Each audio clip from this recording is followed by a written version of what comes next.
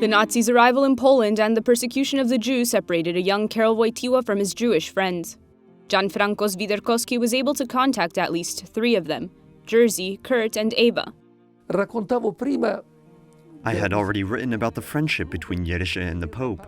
The Nazis made Jerzy suffer. They killed his mother, his sister, and his grandmother in the concentration camps, but the Soviets were the ones who killed the parents of the other 2 in Katyn. They all lived in Wadowice until World War II broke out. Jerzy was drafted. He fought in Africa and ended up living in Rome. Sometime later, by chance and after many detours, Kurt, another of the 4 friends, ended up there too. With the Nazis' arrival, Kurt fled east with his family, but the Soviets captured him and put them on a train. He escaped on foot and reached Rome with 2 friends. He had to fight in Monte Cassino. Then in Rome, he found Jerzy, and they started their own business.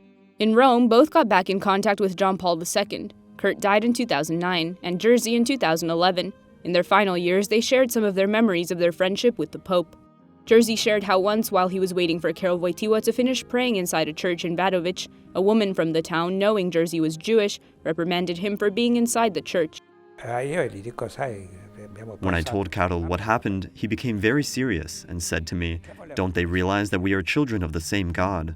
We were 10 years old when he said that.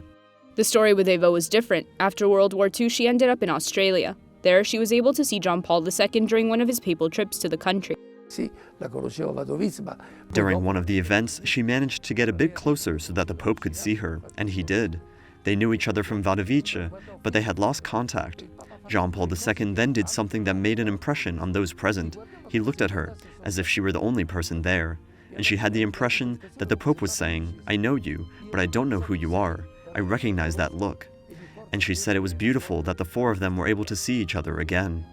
Gianfranco Swiderkowski put these stories together in the book Lolek, which is a nickname Karol Wojtyła's friends had for him. At the end, it recounts how the Pope's 3 Jewish friends met in Jerusalem to see him at the Wailing Wall.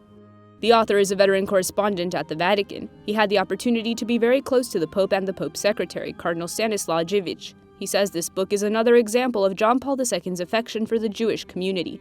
It was not for nothing that he became the first pontiff to enter a synagogue after centuries of tension between Jews and Catholics.